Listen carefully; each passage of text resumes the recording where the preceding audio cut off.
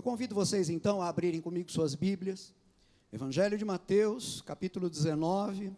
Eu quero ler dos versículos 16 a 22. E a partir desse texto eu gostaria de falar com vocês hoje sobre o tema O que me falta ainda?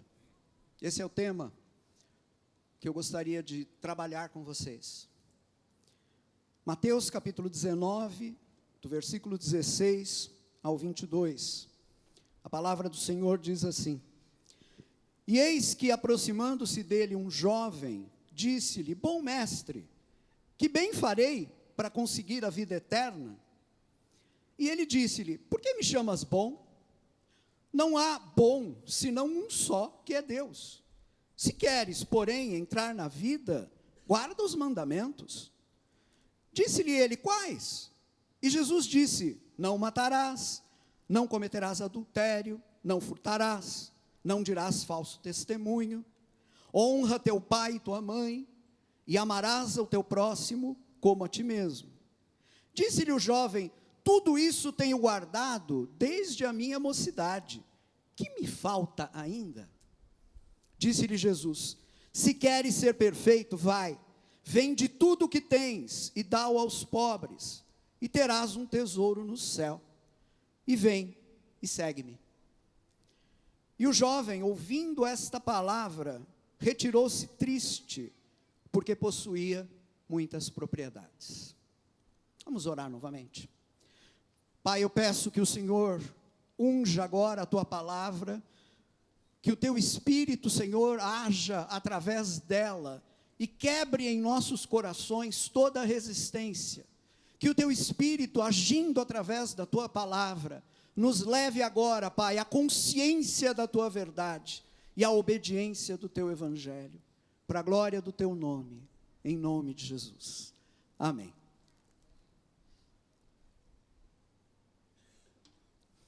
Sempre que eu leio essa narrativa, que é uma narrativa bem conhecida do evangelho, eu tenho um pensamento muito positivo acerca desse rapaz que se aproxima de Jesus, esse jovem.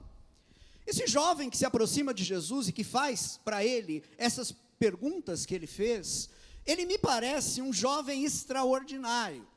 E eu vou explicar exatamente por que eu acho esse rapaz um rapaz extraordinário. Vejam bem, queridos, não é qualquer pessoa que, apesar de todos os seus esforços para viver uma vida correta, para ser uma boa pessoa, para, enfim, né, não ofender ninguém, não magoar ninguém, viver bem, não é?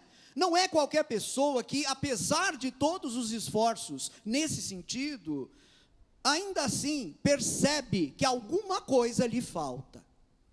Esse jovem percebeu. Como a gente viu pela leitura, e nós vamos ver mais atentamente daqui a pouco, era um jovem que estava acostumado a uma vida de elevada moralidade. Ele cumpria os mandamentos, ele mesmo diz isso para Jesus. E, no entanto, esse jovem percebeu que alguma coisa ainda faltava a ele. Quando a gente examina esse texto, então, a primeira coisa que salta aos olhos, a primeira coisa que chama a nossa atenção, é essa percepção que esse rapaz teve. Apesar de tudo, apesar de todas as coisas boas que havia na sua vida, apesar de todas as práticas boas que ele cultivava na sua vida, faltava alguma coisa para esse rapaz. Eu acho que no passado nós diríamos com muita facilidade acerca desse moço, que se trata de um moço de elevada moralidade, né? Inequivocamente. Décadas atrás era muito frequente na igreja uma tendência, que era a tendência de resumir a fé cristã a uma vida de elevada moralidade. Então, quando a pessoa vivia uma vida de altos padrões morais, muita gente era levada a confundir isso com uma vida cristã profunda, uma vida cristã como ela deve ser, né? Baseada nesse critério de elevada moralidade. Quando Jesus confronta esse jovem com os mandamentos, né? O jovem pergunta: mestre, o que é que eu vou fazer para conseguir a vida eterna? E Jesus responde: bom, guarda os mandamentos, né? Quando Jesus faz isso, confronta ele com os mandamentos, como aparece nos versículos 18 e 19, o jovem consegue dar uma resposta para Jesus, que é interessante. Ele diz: olha, Senhor, eu fui criado desse jeito. A minha vida inteira, desde a minha infância, eu fui criado obedecendo esses mandamentos que o Senhor falou. E, no entanto, apesar dele ter sido criado na obediência dos mandamentos, ele ainda percebia alguma coisa faltava dentro dele. Hoje em dia, a gente talvez não se limitaria a descrever esse rapaz como sendo alguém de elevada moralidade. Provavelmente, nós diríamos acerca dele hoje em dia que é alguém legal, né? Que esse rapaz é gente boa, que esse rapaz é politicamente correto. Esse rapaz não usa palavras inadequadas para se referir a ninguém. Esse rapaz é um rapaz que respeita os diferentes. Esse rapaz, com certeza, é alguém que está o tempo todo disposto a ajudar os outros. E, no entanto, a pergunta continua dentro do coração desse rapaz. Apesar de viver dessa maneira excelente, ainda aquela dúvida continua dentro dele. O que me falta ainda? Ele percebia que alguma coisa lhe faltava. Está aqui já uma primeira pergunta que todos nós deveríamos nos fazer. Você já percebeu que falta algo à sua vida? Você já percebeu isso? Você já percebeu que, embora e apesar de toda a maneira correta pela qual você vive, falta alguma coisa à sua vida? Bom, se você já percebeu isso, essa mensagem que eu vou pregar hoje é para você. Porque, pela graça de Deus, eu espero que a palavra do Senhor mostre para você exatamente qual é a coisa de que você precisa. Agora, se você nunca percebeu isso, se você nunca olhou para a sua própria vida e percebeu que falta alguma coisa nela, essa mensagem também é para você. Porque pela graça de Deus, eu espero que o Espírito Santo abra os seus olhos e você perceba que muito provavelmente, se você nunca percebeu que falta alguma coisa na sua vida, é porque você não tem examinado a sua vida como você deveria examinar. E se você examinar a sua vida, você vai perceber que ali falta algo e você vai perceber com a graça de Deus hoje, qual é essa realidade bendita que está faltando na sua vida. Então eu diria que tudo começa nesse texto com essa percepção de que alguma coisa estava faltando. É uma percepção que aquele rapaz conseguiu fazer acerca da sua própria vida. E como foi que esse jovem chegou a essa percepção? Como foi que ele chegou a perceber que alguma coisa faltava, afinal de contas, na vida dele? Bom, ele percebeu isso porque fez uma coisa que poucas pessoas fazem hoje em dia. Ele examinou a si mesmo. Ele fez um exame da sua própria vida. Eu temo, irmãos, que a maioria das pessoas em nossos dias não chega a perceber que falta alguma coisa nas suas vidas, né? E não percebem isso justamente porque não examinam a sua própria vida. Então a gente logo de cara tem que reconhecer o mérito desse rapaz. Ele se examinava. Ele sondava o coração dele e via, né, ou melhor, o que ele via lá dentro, quando ele fazia esse autoexame, o que ele via lá dentro de si, o levava a pensar, será que de fato eu vou conseguir a vida eterna? Essa é a pergunta que estava aterrorizando, eu diria, o coração desse moço. Ele obedecia os mandamentos, ele vinha se esforçando, ele fazia o melhor que podia, mas ainda assim dentro dele ele se pergunta, será que eu vou conseguir a vida eterna?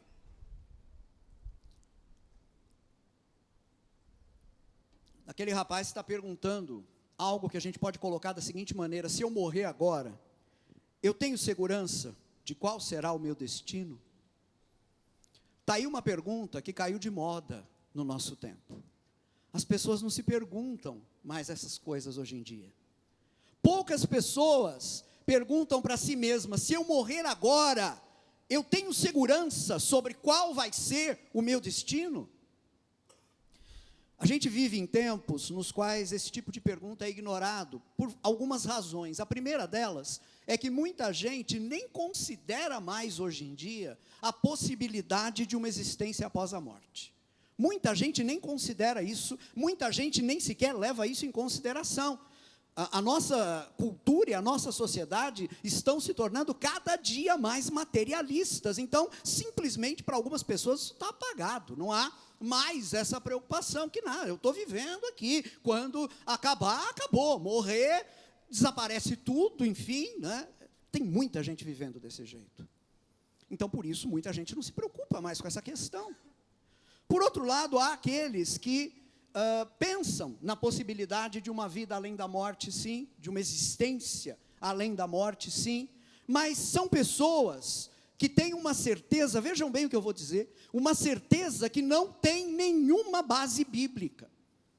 Muitas pessoas descansam numa falsa segurança, que é decorrente da ideia de que, seja como for, depois que eu morrer, Deus dará um jeito. E afinal de contas, a coisa não pode ser tão terrível assim após a morte. Não é possível que Deus vá dar um destino ruim para mim após a morte. Deixa eu dizer uma coisa para vocês, meus queridos, com toda a franqueza do meu coração. Nós nem calculamos quanto mal esse senso de falsa segurança pode gerar na vida das pessoas. A maioria das pessoas passa pela vida sem fazer qualquer tipo de autoexame. E eu quero ver com vocês aqui algumas razões que levam as pessoas a não se examinarem. Quais são as coisas que atrapalham e impedem o hábito de fazer um autoexame, de examinar a própria vida? A primeira razão é a superficialidade.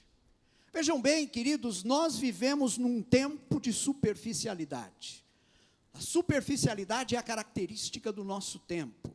Nós somos superficiais e nós tratamos tudo de forma superficial.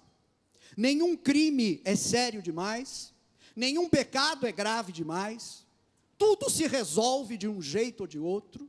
A tendência do nosso pensamento é essa. Parte da nossa superficialidade, eu diria, que ela vem, eu acho que uma boa parte da nossa superficialidade vem do fato de que todos nós fomos criados dentro de uma cultura do entretenimento. A nossa cultura é assim, é uma cultura do entretenimento. Parece que tudo é planejado para nos entreter, e isso provoca consequências danosas. Vocês querem ver um exemplo?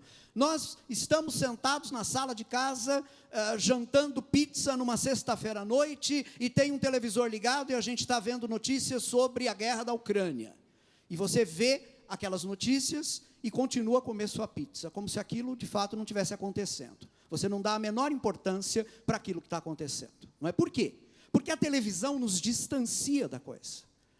Hoje, eu diria que a coisa é mais grave ainda por conta das redes sociais, né? Nós tomamos contato com as grandes tragédias do nosso tempo através das redes sociais, através do nosso celular, e isso coloca entre nós e a realidade um distanciamento. Parece que aquilo não é real, parece que é simplesmente alguma coisa que está ali na tela do celular ou na tela da televisão para nos entreter, igual um jogo de futebol ou igual uma série que nós estamos assistindo. Nós não damos importância, nós tratamos com superficialidade e continuamos a comer a nossa pizza enquanto a televisão ou a internet estão mostrando as piores desgraças do mundo. O nome disso é superficialidade, em grande medida causado por uma cultura do entretenimento. Agora, tem uma segunda razão que nos impede de fazer um autoexame, além da superficialidade, a indiferença. A indiferença é fruto, é resultado da superficialidade. Como nós somos superficiais, como nós não damos importância exata, a importância devida a nada, como nós não levamos nada muito a sério, a gente não se preocupa. A ideia, por exemplo, de que nós deveríamos nos preocupar com o nosso destino eterno, com esse lugar para onde nós vamos depois da nossa morte, muita gente riria da gente se a gente simplesmente chegasse e falasse isso. As pessoas iriam rir, elas não se preocupam, elas são indiferentes a essas questões, e a indiferença nos leva a nunca nos examinarmos. Em terceiro lugar, além da superficialidade e da indiferença, nós temos as muitas vozes deste mundo. Vocês já notaram que esse mundo tem muitas vozes e que todas elas estão disputando a nossa atenção, todas elas estão procurando ganhar a nossa atenção? É interessante porque Jesus fala alguma coisa acerca disso na parábola do semeador.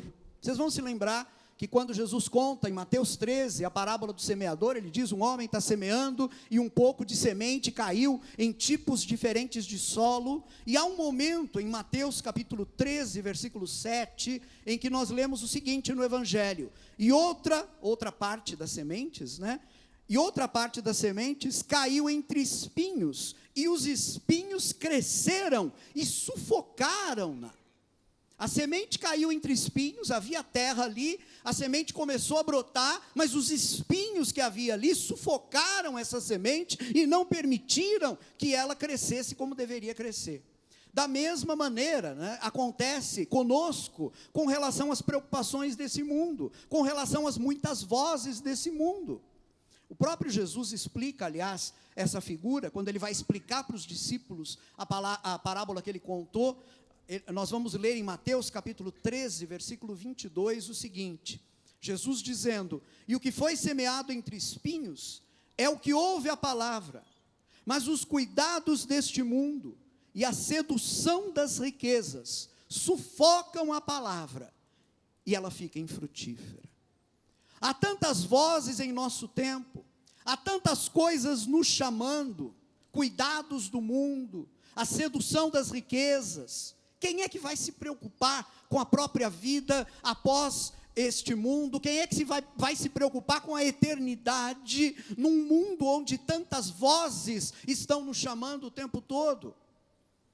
Me permitam ampliar um pouco o alerta de Jesus, porque é o próprio Senhor que está preocupado em abrir nossos olhos para isso. Em Lucas capítulo 21, versículo 34, Jesus diz o seguinte, tenham cuidado para não sobrecarregar o coração de vocês de libertinagem, bebedeira e ansiedades da vida. E aquele dia que é o dia do Senhor, o dia do retorno do Senhor, e aquele dia venha sobre vocês inesperadamente. Em outras palavras, Jesus está dizendo, é possível sobrecarregar o coração de tal maneira, com as coisas deste mundo, com as coisas desta vida, que a gente já não se preocupa mais com a eternidade, a gente já não se preocupa mais com o dia do retorno do Senhor, a gente já não se preocupa mais com o dia da nossa ida ao encontro do Senhor, caso o Senhor não volte ainda durante o tempo da nossa vida, e a gente venha morrer, e nós vamos encontrar o Senhor, e nós não nos preocupamos com isso. É uma preocupação que não habita mais o nosso coração, porque o nosso coração está sobrecarregado de outras coisas. Quem está com o coração sobrecarregado com essas coisas, não tem tempo nem condições de perceber que alguma coisa está lhe faltando. E por isso nós precisamos que a palavra de Deus nos abra os olhos. Agora tem uma quarta razão que eu gostaria de mencionar, mais uma razão que nos impede ou que nos atrapalha na hora de fazermos um autoexame, de nos examinarmos. A superficialidade é uma, a indiferença é outra, fruto, resultado da superficialidade. Em terceiro lugar, as muitas vozes deste mundo, os muitos cuidados com este mundo, nos sobrecarregam, nos impedem, nos distraem. Agora, em quarto lugar, o senso de autossatisfação. O senso de autossatisfação. Satisfação comigo mesmo. Satisfação com aquilo que eu sou. Eu sou um cara bom, eu sou legal, eu sou bacana. Poxa vida, tem muita gente no mundo pior do que eu. Então, levando, a partir desses raciocínios, eu acabo ficando tranquilo com relação àquilo que eu sou. Tá tudo bem comigo. Ou então, eu estou satisfeito demais com as coisas que eu tenho. As propriedades que eu tenho enchem a minha vida. O meu trabalho enche a minha vida, não tenho tempo de pensar em outra coisa. As perspectivas que eu tenho na vida, vou fazer isso, vou fazer aquilo, vou fazer aquela viagem, vou abrir outra empresa, vou fazer esse negócio ou aquele negócio, tudo isso vai enchendo a minha vida com uma medida tão grande de autossatisfação, que não há espaço para eu parar e fazer um exame sincero da minha vida. Como é que eu estou? Como é que é a minha vida? Será que me falta alguma coisa ainda? Essas coisas podem ocultar de alguém o seu verdadeiro estado espiritual. Isso é terrível. Você pode pensar que está tudo muito bem com a sua vida espiritual, mas pode ser que não esteja. E daí, é por isso que é necessário se examinar. Vejam bem, A situação é tão grave que há um contexto no Novo Testamento em que um grupo de pessoas achava que era igreja. Um grupo de pessoas, um grupo de cristãos que se reunia todo domingo, igual nós fazemos aqui. Eles achavam que eram igreja. E, no entanto, Jesus dirige uma carta para eles, através de João, isso está lá no Apocalipse, capítulo 3, e Jesus diz para aquelas pessoas, num determinado momento dessa carta: eis que eu estou à porta e bato. Se alguém abrir a porta, eu entrarei em sua casa, cearei com ele e ele comigo. Você consegue imaginar a cena? Aquele pessoal achava que era igreja. Eles estavam reunidos enquanto aqui o mensageiro, o pastor que recebeu a carta de João, vai ler a carta para eles no culto agora. E na carta Jesus está dizendo assim: vocês pensam que são igreja, mas eu estou do lado de fora. Eu estou na porta batendo. Se vocês abrirem a porta, eu entro e ceio com vocês e vocês ceiam comigo. Mas nesse momento, eu estou do lado de fora. Agora vejam bem, um grupo que pensava que era igreja. Portanto, um grupo que pensava que estava tudo bem. Olha o que Jesus diz para esses irmãos, no versículo 17 de Apocalipse 3, Apocalipse 3, 17. Pois dizes: estou rico e abastado, e não preciso de coisa alguma, e nem sabes que tu és infeliz, sim, miserável, pobre, cego e nu. Percebem como isso é terrível? Achavam que estavam bem, mas estavam, na verdade, numa situação de miséria espiritual. Meus irmãos, como nós precisamos examinar a nossa vida, como nós precisamos, com a graça de Deus, olhar para dentro de nós e saber exatamente em que ponto da nossa caminhada espiritual nós estamos, como nós precisamos verificar se de fato não falta ainda alguma coisa importante, alguma coisa fundamental dentro da nossa vida. Então esse texto que a gente está vendo em Mateus 19, ele começa, como a gente viu, com uma percepção muito acurada desse moço. Apesar de toda a sua vida altamente moral, ele percebe que alguma coisa lhe faltava. Ele chegou a essa conclusão porque teve a coragem de fazer um autoexame severo, teve a coragem de olhar para dentro de si, apesar de todas as vantagens que aparentemente a vida dele tinha, e verificar, e olhar, né? E ele percebeu que alguma coisa lhe faltava, porque ele vai até Jesus e diz: Senhor, o que é que está me faltando? O que eu preciso fazer para conseguir a vida eterna? O que é que está me faltando? Eu quero analisar com vocês agora a resposta que Jesus deu a esse rapaz. Há dois aspectos importantes na resposta que Jesus deu a ele. O primeiro é um pouco chocante. No versículo 17 de Mateus 19, Jesus diz para o rapaz o seguinte: o rapaz havia se dirigido a ele no versículo 16, dizendo: bom mestre, que bem farei para conseguir a vida eterna? Isso no versículo 16. E no versículo 17, Jesus diz assim: por que me chamas bom?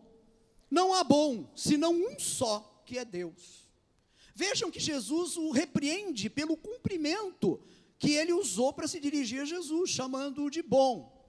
Agora, o que é que me parece chocante nessa resposta de Jesus? Ora, ela me causa estranheza, porque nós sabemos que Jesus também é Deus. Nós sabemos que Jesus não era e não é apenas um ser humano. Jesus era e é verdadeiro ser humano, mas pelas Escrituras nós sabemos que ele também é Deus verdadeiro. Nós cristãos acreditamos num único Deus que existe em três pessoas: o Pai, o Filho e o Espírito Santo. O Filho eterno de Deus existe ao lado do Pai e do Espírito Santo desde toda a eternidade, criou todas as coisas juntamente com o Pai e o Espírito Santo, e num determinado momento da história, por causa da nossa salvação, o Filho eterno de Deus se fez homem no ventre de Maria, e nasceu e recebeu o nome de Jesus. Jesus, portanto, é Deus. Ora, se Jesus também é Deus, ele poderia perfeitamente receber esse cumprimento. Esse cumprimento se aplica bem a Jesus. Quando o rapaz se dirige a ele dizendo: bom mestre, Jesus poderia dizer: sim, de fato, eu sou mesmo, eu também, apenas eu, ao lado do Pai e do Espírito, posso ser chamado de bom, porque eu sou Deus. Agora, por que Jesus, ao invés de acolher esse cumprimento, ele repreende esse moço? Amados, ele faz isso porque na boca daquele rapaz, a expressão bom mestre não era um reconhecimento de quem Jesus era. A expressão bom mestre era apenas um cumprimento educado. Entendem isso? Apenas um cumprimento educado. Aquele moço estava chamando de bom, sem saber exatamente se podia dirigir a Jesus aquela expressão. Ele não sabia, aquele rapaz não sabia, na realidade, quem Jesus era. Ele não sabia que Jesus, e apenas Jesus, entre os seres humanos, podia de fato ser chamado de bom. Por isso Jesus o corrige. É como se Jesus estivesse dizendo para ele assim: antes de me chamar de bom, você precisa saber quem eu sou de fato. Você precisa saber que somente eu, juntamente com o Pai e o Espírito Santo, posso ser chamado de bom. Então, por isso, a resposta de Jesus para aquele moço começa com essa reprimenda que pode parecer um tanto estranha. Jesus está corrigindo, na verdade, aquele moço, porque aquele moço ainda não tinha visto Jesus como quem Jesus de fato é. E isso já nos coloca, irmãos e irmãs, diante de uma necessidade enorme de reflexão. Eu temo que muita gente hoje em dia, para muita gente hoje em dia, essa ignorância acerca de Jesus, que havia lá na vida daquele moço, ele não sabia quem Jesus era de verdade. Eu temo que isso aconteça com muitos de nós hoje em dia. Há muita gente cantando para Jesus todo domingo nas igrejas, mas são pessoas que ainda não sabem quem Jesus é. Tem algumas ideias acerca de Jesus. Ah, Jesus, um modelo, Jesus, uma inspiração, um exemplo, alguém a quem recorrer para uma ajuda, mas só. Não enxergaram ainda quem Jesus é. E aí fica essa pergunta. Eu queria que essa pergunta ficasse diante de vocês agora e entrasse no coração de cada um de vocês. Quem Jesus é para você? Quem Jesus é para você? Somente você pode responder essa pergunta. Tem muita gente que ainda não viu Jesus como Jesus de fato é. E é preciso vê-lo. Não como pensamos que ele é, mas como quem ele é de fato, como quem a palavra de Deus nos revela que Jesus é. Então a primeira parte da resposta é essa que eu acabei de descrever. A segunda parte da resposta de Jesus a esse moço está no versículo 21 de Mateus 19. O moço havia perguntado, havia dito a Jesus: olha, esses mandamentos eu venho obedecendo desde a minha juventude, o que é que me falta ainda? E o texto diz, no versículo 21 de Mateus 19, disse-lhe Jesus: se queres ser perfeito, vai, vende tudo o que tens e dá-o aos pobres, e terás um tesouro no céu, e vem e segue-me. Amados, por que o vem e segue-me aqui está condicionado por Jesus ao vender tudo? Porque notem, Jesus colocou uma condição para aquele moço. Jesus não disse apenas para ele: vem, me segue. Não, ele disse: vai, vende tudo que você tem, dá o produto da venda aos pobres, e depois vem e me segue. Por quê? Porque Jesus condicionou o segui-lo ao vender tudo, primeiramente. É muito importante entender aqui, amados, o seguinte: o fundamental não é o vender todas as propriedades. Não é esse o ponto fundamental. Porque, notem bem, para muita gente, esse pode não ser o problema. Para muita gente, vender tudo o que tem para seguir a Jesus pode ser fácil. Porque, notem, o ídolo daquela pessoa não está nas suas propriedades. Então ela pode se desfazer das suas propriedades com relativa facilidade. O fundamental é a razão pela qual a gente precisa vender tudo. Ou então, a razão pela qual a gente precisa, caso não sejam as nossas propriedades o nosso ídolo, nós precisamos remover esse ídolo da nossa vida, qualquer que seja ele, para então podermos seguir a Jesus. O fundamental é entender que alguma coisa precisa ser feita em nós, para que nós possamos, a partir dali, seguir o Senhor. Notem bem, Muita coisa do que a gente discutiu há pouco, eu vim observando com vocês, por exemplo, a satisfação com aquilo que nós somos, a satisfação com aquilo que nós fazemos, a satisfação com os nossos bens, a satisfação com tantas coisas que enchem a nossa vida, enchem os nossos corações. Muitas vezes, essas coisas constituem na nossa vida falsos pontos de integração. Eu quero explorar um pouco essa ideia. Todos nós precisamos de um ponto de integração, ou seja, todos nós precisamos de algo que seja o centro da nossa vida e que coloque todas as demais coisas em ordem. Um ponto de integração é isso, aquilo se torna o centro da sua vida, e a partir daquilo você organiza tudo na sua vida. De uma forma ou de outra, todos nós procuramos algum ponto de integração. Todos nós temos algum ponto de integração na nossa vida. A questão fundamental aqui é, qual tem sido o ponto de integração na sua vida? Para muitos, esse ponto é o trabalho. O trabalho é o centro da vida daquela pessoa, é o que organiza tudo.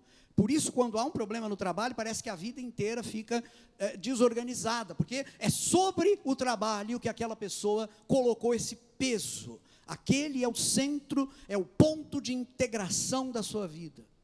Para outras pessoas, esse ponto de integração é a família. E aí, quando há um problema na família, pronto, a pessoa se desestrutura completamente. Em outros casos, esse ponto de integração é a saúde física do sujeito. A pessoa tem muito medo de ficar doente, a pessoa cuida muito bem da saúde, e se de repente aparece uma enfermidade, aparece uma doença, pronto, o ponto de integração daquela pessoa vai para o espaço, o que significa que a vida inteira daquela pessoa fica desorganizada. Para esse rapaz do Evangelho, esse rapaz sobre quem nós estamos lendo, o ponto de integração eram as riquezas. As riquezas daquele rapaz constituíam o ponto de integração da vida dele. Tudo repousava ali. E é importante a gente entender aqui, tendo em vista um pouco o próprio contexto da época, nós não estamos falando apenas de riqueza, gente. Hoje em dia nós temos das riquezas uma ideia muito impessoal, porque a nossa sociedade acabou fazendo o próprio dinheiro, o próprio capital, é alguma coisa muito impessoal. Mas naquele tempo, riquezas não estavam limitadas a dinheiro em espécie, a papel moeda, não era isso. Muito provavelmente as riquezas desse moço aqui estavam todas imobilizadas, ou seja, propriedades, fazendas, gado, não é? Servos e servas, esses eram os bens que aquele rapaz tinha. E muito provavelmente também, esses bens não tinham sido adquiridos por ele é um moço ainda, é um jovem, muito provavelmente ele recebeu isso dos seus pais, muito provavelmente essas riquezas tinham ainda, além de serem muitas e de serem impressionantes, o texto diz, eram muitas propriedades, além disso essas propriedades tinham o peso da tradição da família, aquele rapaz carregava ali, com a posse daqueles bens, a tradição de uma família que vinha sabe lá de quando. Era sobre isso que estava o ponto de integração da vida dele. Foi por isso que Jesus disse para ele, vai e vende tudo que você tem. Vejam bem, amados, não há nada errado com as riquezas. Não há nada errado em ter riquezas. Assim como não há nada errado em ter um trabalho e gostar dele. Não há nada errado em gostar e amar a nossa família. Não há nada errado em cuidar da saúde. Não há nada errado com isso. Mas tudo fica errado quando qualquer uma dessas coisas se torna o ponto de integração da nossa vida. Qualquer uma dessas coisas, que são coisas lícitas em si mesmas, que são coisas positivas em si mesmas, quando elas se tornam o ponto de integração da nossa vida, então tudo fica errado. Porque isso quer dizer que essas coisas passam a ocupar o centro da nossa vida. Passam a ocupar o lugar que deve pertencer apenas a Deus na nossa vida. Então notem bem, quando Jesus manda aquele moço ir e vender tudo o que ele tinha,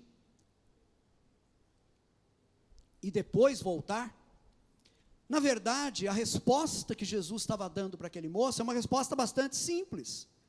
Jesus está dizendo para aquele moço o seguinte, o ponto de integração da sua vida precisa estar em mim. É isso que Jesus está dizendo para ele. O ponto de integração da sua vida precisa estar em mim. Só eu, Jesus, posso fornecer a você a integração de que você precisa. Esse senso de que falta algo, esse incômodo que tem dentro de você, essa percepção de que falta alguma coisa, pois é, isso está sinalizando que falta eu. Sou eu que posso preencher esse vazio, apenas eu posso fazer isso.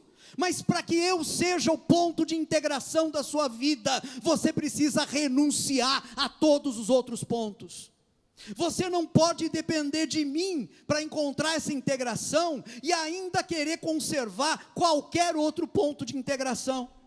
No seu caso, o ponto de integração está nas riquezas. Então, moço, vende tudo que você tem e depois vem e me segue. E aí eu vou ser o ponto de integração da sua vida.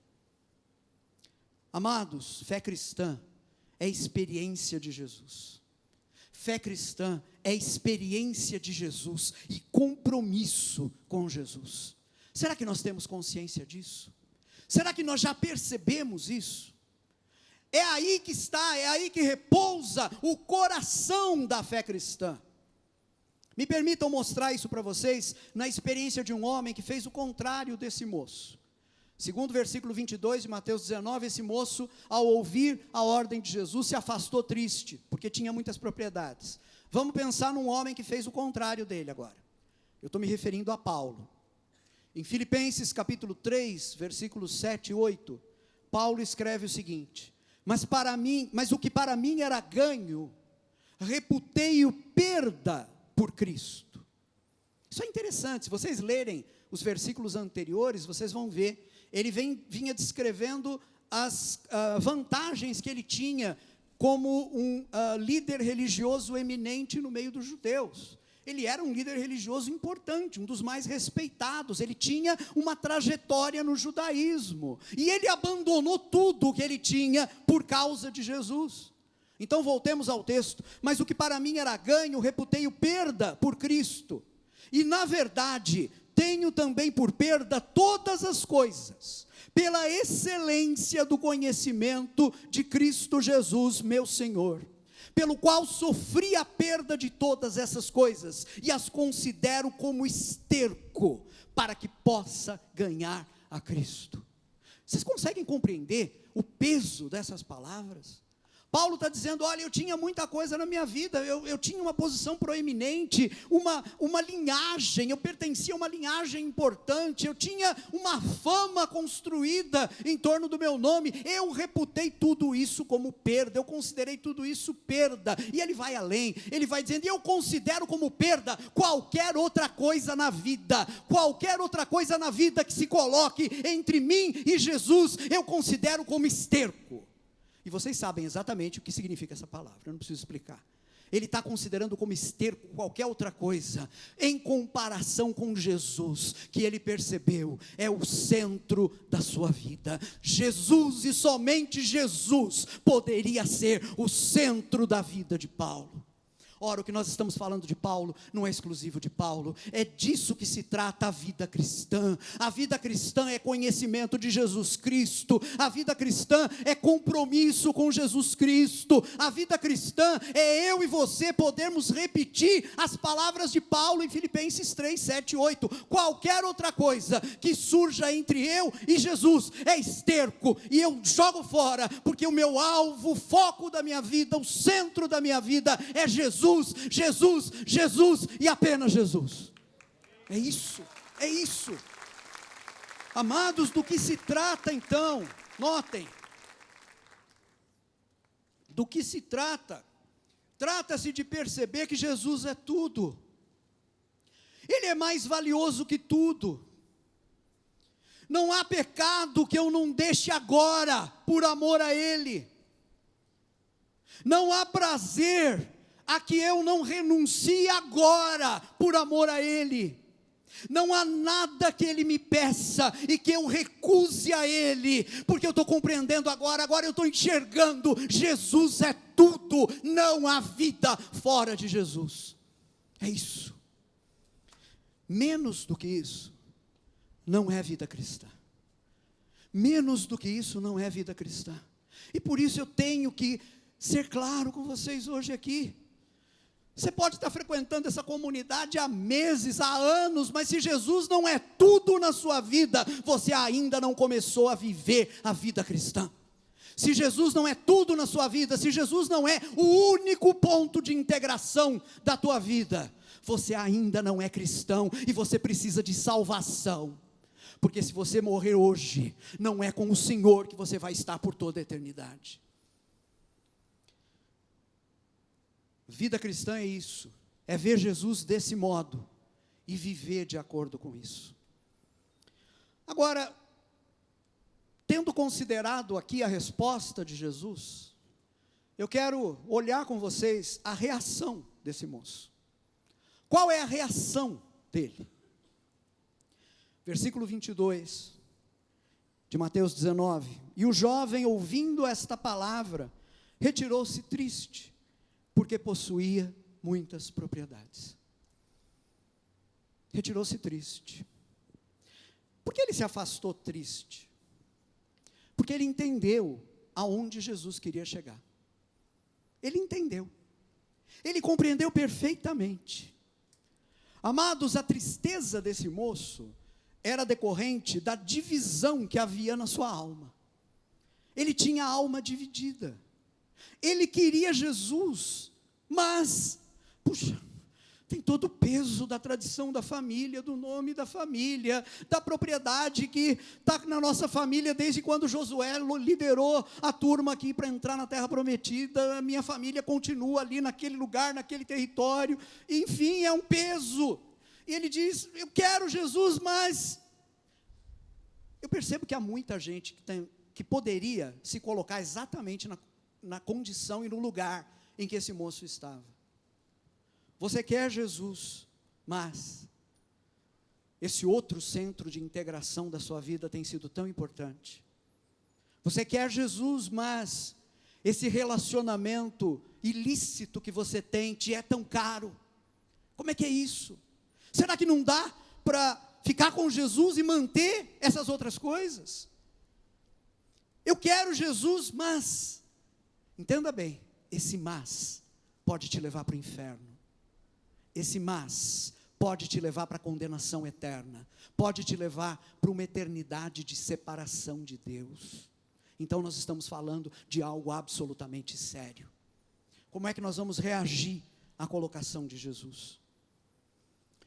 O moço se afastou triste, porque ele tinha a alma dividida, porque embora quisesse a Jesus, ele ainda queria muito as riquezas, ele ainda queria muito essas outras coisas que ocupavam a vida dele. Agora, deixa eu considerar com vocês um outro lado da questão. Por que Jesus não foi atrás desse moço? Percebem isso? Porque Jesus não vai atrás dele. Jesus deixou ele se afastar. Será que não teria sido sensato? Vejam, é uma coisa que a gente acaba pensando. Será que não teria sido sensato Jesus ir atrás do rapaz e dizer, olha, peraí, calma, né? Não vai embora ainda não, volta, né? Fica mais um pouco aqui, você por enquanto não precisa vender tudo não, vai ficando por aqui, vai ouvindo as coisas, né? Deixa a palavra que eu ensino ir entrando em você, quem sabe lá na frente, daqui a 6 meses ou daqui a 1 ano, você se decide e vende tudo, e aí você leva a sério aquilo que eu estou falando, mas vai ficando. Por que Jesus não fez isso? Por que Jesus não foi atrás dele? Vejam bem, esses raciocínios são nossos raciocínios. A gente é assim, nós temos medo de perder as pessoas, nós temos medo que as pessoas nos interpretem mal e se afastem, aquele Jesus é um intolerante, eu queria ficar lá junto com ele, mas ele disse que tinha que vender tudo, um intolerante. Esses são os nossos raciocínios, não são os raciocínios de Jesus. Jesus sabia que aquele rapaz precisava passar pelo processo. Jesus sabia que aquele rapaz precisava encarar a si mesmo, precisava compreender a idolatria na qual ele vivia. Ele idolatrava os bens que possuía. Jesus sabia que aquele moço precisava ter consciência da necessidade de Jesus que ele tinha, e somente depois de ter essa consciência é que ele poderia vir e poderia se entregar, mas não antes, porque se ele viesse antes, se ele apenas se aproximasse sem cumprir a ordem de Jesus, muito provavelmente ele iria continuar ali perto dos discípulos, mas iria continuar sendo um idólatra das muitas riquezas que ele possuía. Eu acho que quando nós consideramos essa questão toda, há um ponto muito importante. Esse relato sobre o jovem rico aparece em 3 evangelhos, Mateus, Marcos e Lucas. Nos 3 evangelhos ele é quase idêntico, mas há uma diferença no evangelho de Marcos. Se vocês lerem depois essa narrativa, no capítulo 10 do evangelho de Marcos, vocês vão ver que, lá em Marcos 10, 21, antes de Jesus dizer para ele, olha, falta para você uma coisa, vai, vende tudo que você tem, dá aos pobres, depois vem e me segue. De acordo com Marcos 10, 21, esse texto não está nas telas, você pode ler depois. De acordo com Marcos 10, 21, Jesus diz assim, o texto de Marcos diz assim, Jesus olhou para ele e o amou, e disse-lhe, falta-lhe uma coisa, vai, vende tudo que você tem, dá aos pobres, e depois vem e me segue. Eu acho muito interessante esse diferencial do texto de Marcos.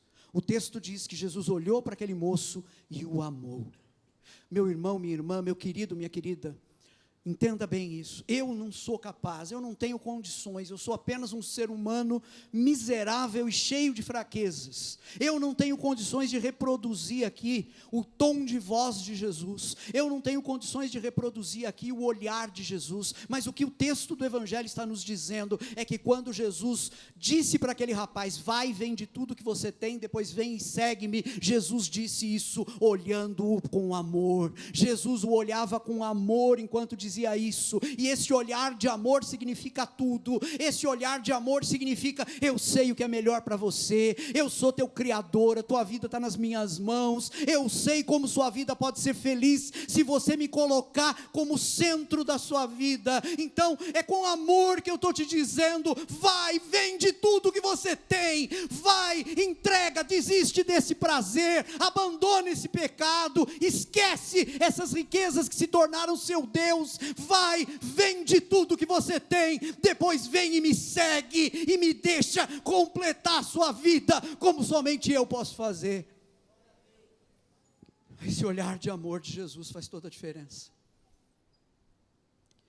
porque vejam bem, a palavra não é uma palavra fácil, a palavra é dura, vai e vende tudo, vai e abandona aquele pecado, vai e entrega aquele relacionamento, porque isso está se tornando o seu ídolo, você depositou a sua vida em cima daquilo, entrega.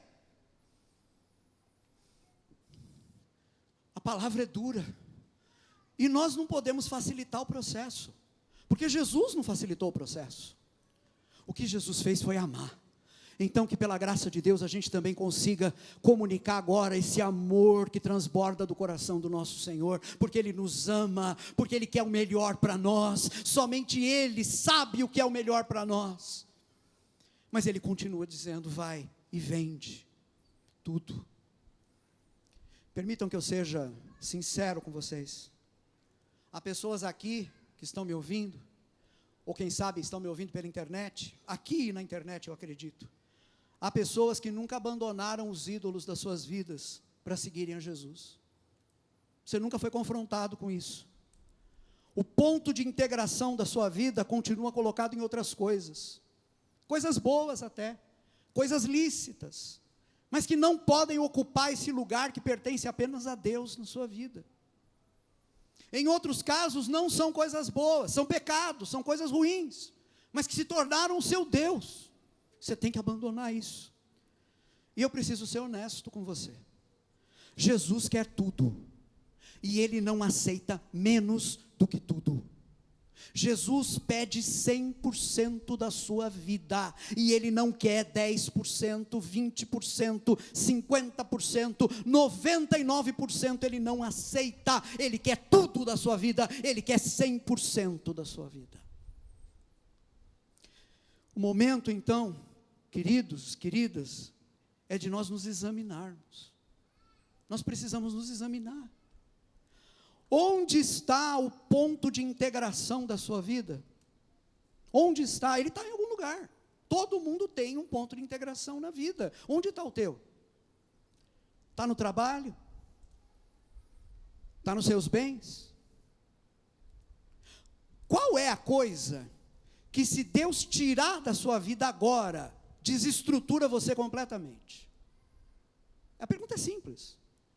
Cada um de nós pode responder. Qual é a coisa que, se Deus tirar da sua vida agora, te desestrutura completamente? Bom, seja o que for, se tirar essa coisa da sua vida, te desestruturar completamente, é porque essa coisa é o ponto de integração da sua vida.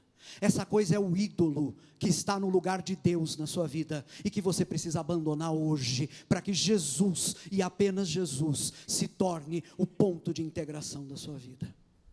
Porque, meu querido, minha querida, deixa eu dizer, tem um momento na vida, queira Deus que vocês não passem por isso, mas há momentos na vida em que o trabalho vai embora, desaparece, a empresa abre falência, o sujeito é demitido, a família morre toda ela num acidente e só você sobra.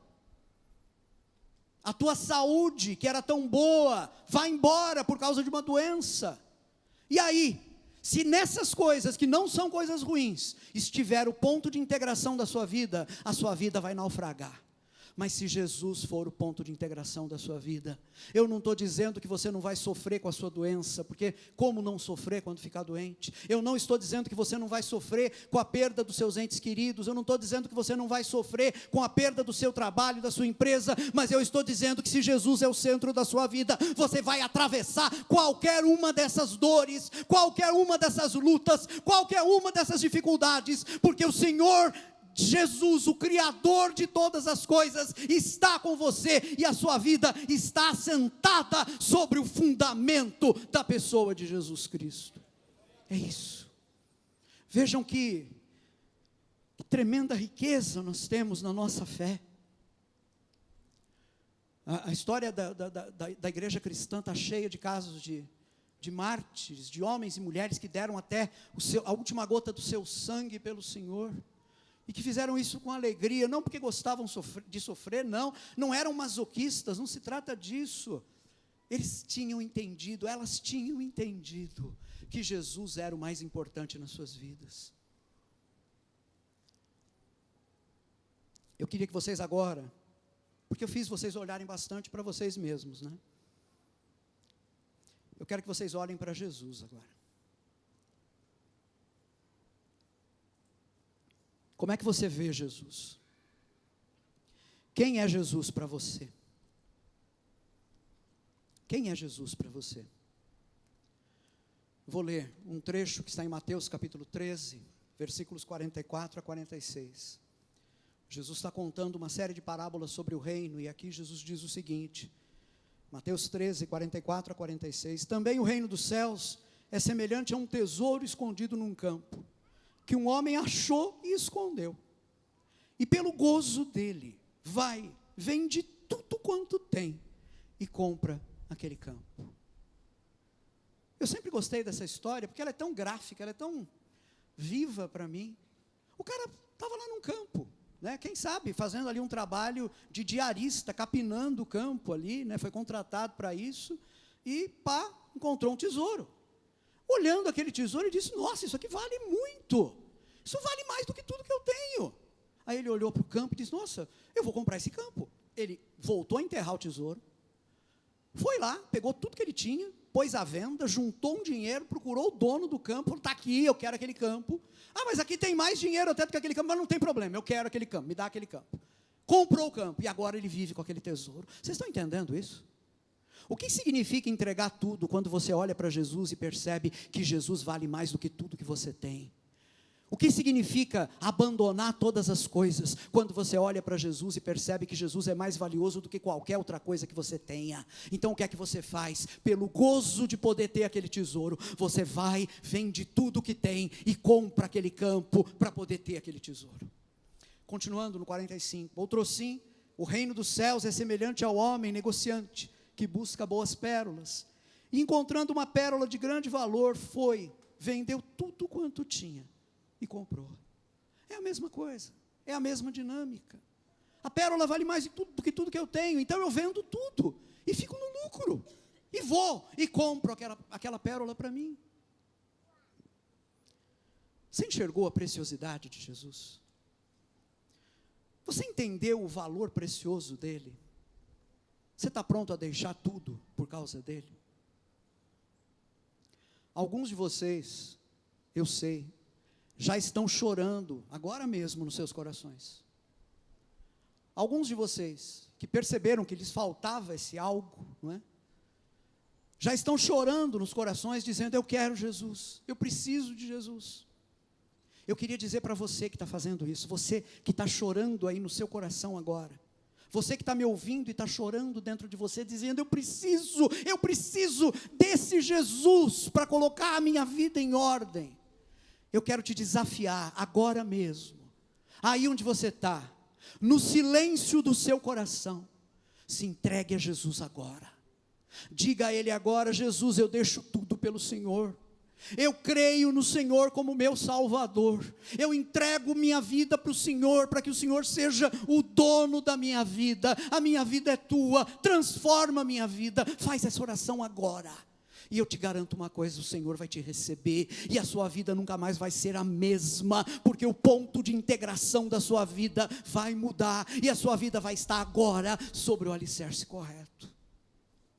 Agora, ao mesmo tempo em que eu sei que alguns já estão fazendo essa oração, eu sei que tem alguns que ainda vão precisar que essa pergunta continue um pouco mais na sua cabeça, por mais algum tempo. Talvez em alguns de vocês esse processo leve mais tempo, talvez você precise de mais tempo para se examinar, e eu quero te convidar a isso.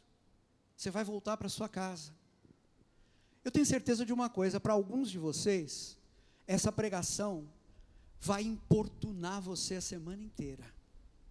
Você vai ficar com essa minha voz na sua cabeça e na sua consciência a semana inteira. Porque agora você ainda não está pronto a vender tudo e a se entregar a Jesus. Mas o Espírito Santo vai continuar trabalhando na sua vida. O que eu te peço é que você dê ouvidos à voz dEle. E se não for agora, se for amanhã, se for quarta-feira, se for no sábado que vem, em algum momento, responda sim para o Senhor que te chama. Vou terminar com uma pequena reflexão. A gente não sabe o que aconteceu com aquele rapaz.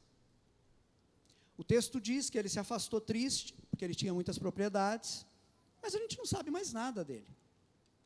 Eu gosto de pensar que aquele moço, depois, Jesus continuou seu ministério, Jesus foi levado à morte na cruz, Jesus ressuscitou, e aí o livro de Atos nos diz que por causa da pregação da palavra, muita gente começou a se converter, muita gente foi adicionada à igreja, está lá nos primeiros capítulos de Atos isso, e diz inclusive o texto que os irmãos costumavam vender as coisas que tinham, e traziam o dinheiro, e colocavam o dinheiro aos pés dos apóstolos, e aquele dinheiro era usado para a comunidade poder viver, para sustentar os que não tinham nada.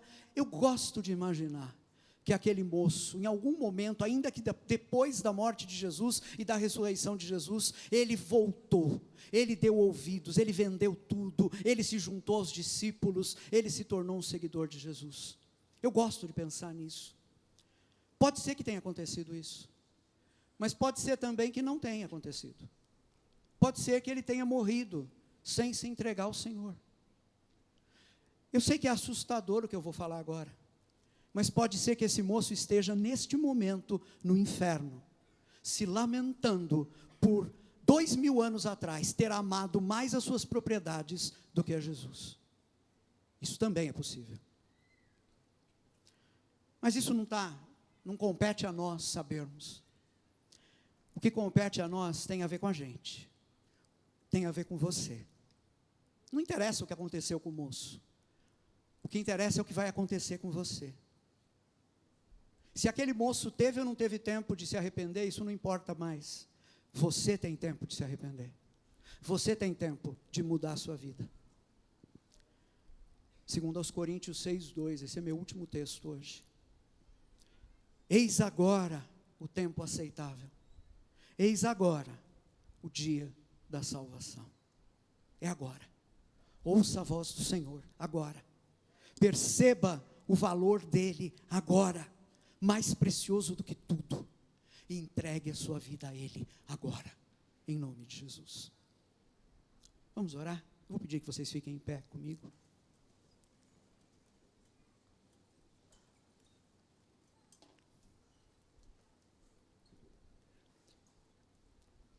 Pai, falamos de coisas tão sérias aqui. O teu evangelho, Pai, é tão central, ele é tão cirúrgico, Pai. Ele trabalha sempre com aquilo que é central e mais importante na nossa vida. Ainda quando as demandas do teu evangelho são duras, obrigado, Pai, porque o Senhor sabe aquilo de que nós necessitamos. A tua palavra foi pregada, o teu desafio foi colocado. Pai, que o teu Espírito Santo trabalhe nesses corações, como já tem trabalhado em muitos deles, aqui e através da internet. Que o teu Espírito Santo trabalhe nesses corações, e que aqueles que ainda não perceberam que precisam do Senhor, percebam isso agora.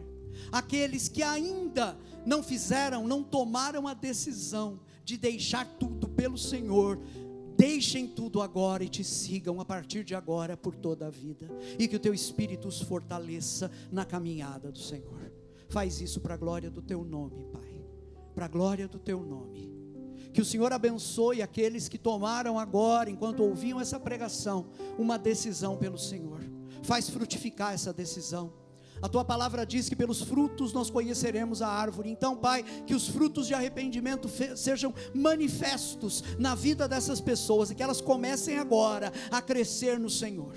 Porque se elas se arrependeram, elas nasceram de novo no Senhor, e agora elas vão produzir frutos para o Senhor. Aqueles que ainda não tiveram a felicidade, Pai, de se arrepender e de se entregar ao Senhor, que o teu Espírito continue a trabalhar neles, para que esse resultado seja produzido para a glória do teu nome, em nome de Jesus. Guarda-nos a todos, conduze-nos em paz, leva-nos em paz às nossas casas, abençoa a semana que nós teremos, porque o Senhor é um Deus bom, que cuida de nós e que nunca nos abandona. Bendito seja o teu nome, Pai, hoje e para todo sempre, em nome de Jesus, amém e amém. Vocês podem aplaudir o Senhor? Amém? Aleluia, graças a Deus. É isso, amados, que o Senhor nos abençoe, e agora que a graça do nosso Deus, o amor de Jesus Cristo, nosso Salvador, e a consolação e a comunhão do Espírito Santo estejam sobre todos vocês e sobre todo o povo de Deus, espalhado pela face da terra, hoje e para todo sempre. Amém e amém. Deus nos abençoe a todos.